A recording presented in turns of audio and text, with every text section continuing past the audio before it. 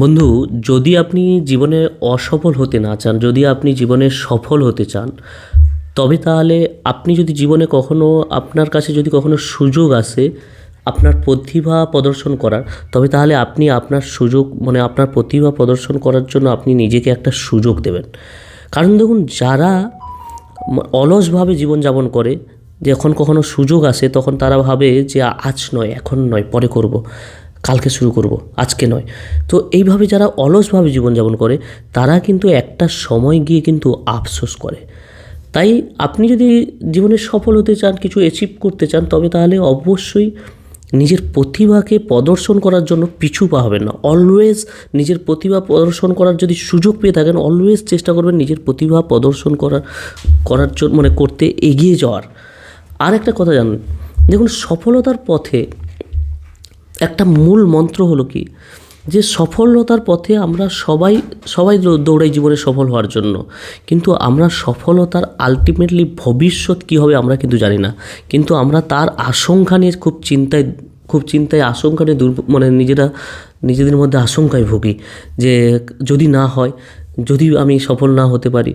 তো দেখুন, ভবিষ্যৎ সফলতার রাস্তায় ভবিষ্যৎ নিয়ে দুশ্চিন্তা কখনো করা উচিত নয়। কারণ দেখুন, আপনি যদি ভবিষ্যতের সাফল্যের রাস্তায় ভবিষ্যতে গিয়ে আপনি অসফল হন, আপনি যদি কিছু অ্যাচিভ নাও করতে পারেন, কমসে কম এটা জানবেন আপনার কাছে একটা ভালো অভিজ্ঞতা থাকবে। আপনি সেই ভালো অভিজ্ঞতাটায় আপনি কিন্তু পুনরায়, আপনার কাছে যদি প্ল্যান বি থাকে, আপনি কিন্তু পুনরায় কিন্তু সেখানটায় আবার উঠে দাঁড়াতে পারবেন। তো এটাই বলবো যে ভবিষ্যৎ নিয়ে দুশ্চিন্তা করবেন না। সফল হতে চান, সফলতার পথে এগোতে চান, তাই ভবিষ্যৎ নিয়ে দুশ্চিন্তা করবেন না। বরং নিজেকে প্রতিটা পদে পদে নিজের প্রতিভাকে রোপণ করে যান। এবং যদি জীবনে সুযোগ পান প্রতিভাকে প্রদর্শন করার, অবশ্যই পিছু পা না হয়ে অবশ্যই কনফিডেন্টলি আপনি আপনার প্রতিভাটাকে অবশ্যই আপনি প্রদর্শন করুন সবার কাছে। দেখুন, আপনি যদি নিজের মার্কেটিং নিজে না করেন না, আপনাকে কেউ এই দুনিয়াতে কেউ ভ্যালু দেবে না। আপনার মার্কেটিং আপনাকে নিজে করতে হবে। দেখুন, আপনার থেকে এই দুনিয়াতে ভালো কেউ চিনবে না বা চেনেও না। তাই আপনি আপনার মধ্যে যে কী প্রতিভা আছে, আপনি সেটা যদি অন্যের কাছে প্রদর্শন না করেন, অন্য কেউ কিন্তু আপনাকে কিন্তু কেউ জানতে পারবে না যে আলটিমেটলি আপনার হুনার কী আছে, আপনার মধ্যে ট্যালেন্ট কী আছে। নাহলে আপনি কিন্তু সেই সাধারণ সেই অর্ডিনারি পিপলদের মধ্যেই থেকে যাবেন।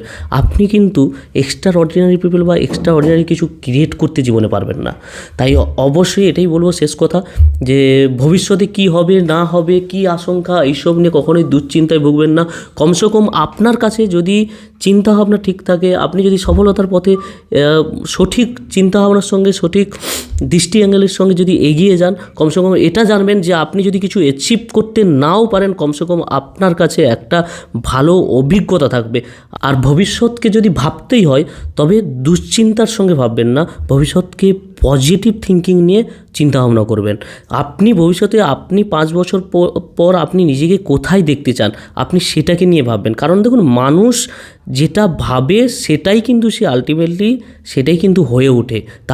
মানুষ যেটা ভাবে সেটাই তার আশেপাশে কিন্তু সেই এনভায়রনমেন্টটা সেটাই কিন্তু ক্রিয়েট হয় মানুষের আশেপাশে। তাই আপনি আপনার মধ্যে কি প্রতিভা আছে, আপনার মধ্যে কি হুনার আছে, সেটা আপনি আপনার মধ্যে ঝুঁকি দিয়ে আপনার মধ্যে উকি দিয়ে দেখুন আপনি আপনার মধ্যে কী প্রতিভা আছে। কারণ দেখুন, আপনি আপনার প্রতিভা নিয়ে আপনি যদি পজিটিভ থিঙ্কিং নিয়ে না চলতে পারেন, আপনি কিন্তু ভবিষ্যৎ চিন্তা করে কিন্তু আপনি কিন্তু ভবিষ্যতে গিয়ে আলটিমেটলি কিন্তু আফসোস করবেন, কিন্তু কিছু করতে পারবেন না। তাই শেষ কথা এটাই বলবো, বুদ্ধিমান ব্যক্তি হলো তারা যারা বর্তমানকে নিয়ে চিন্তা করে। বুদ্ধিমান ব্যক্তি তারা নয় যারা ভবিষ্যৎকে নিয়ে চিন্তা করে। তাই আপনি যদি বুদ্ধিমান হতে চান এবং সফল ব্যক্তি হতে চান, তবে তাহলে আপনি আপনার নিজের প্রতিভাটাকে আগে ভালো করে জানুন, প্রতিভাটাকে আপনি প্রদর্শন করুন অন্যের কাছে, নিজের মার্কেটিং নিজে করুন, আর বর্তমানটাকে নিয়ে অলওয়েজ পজিটিভ থিঙ্কিংয়ের সঙ্গে এগিয়ে চলুন।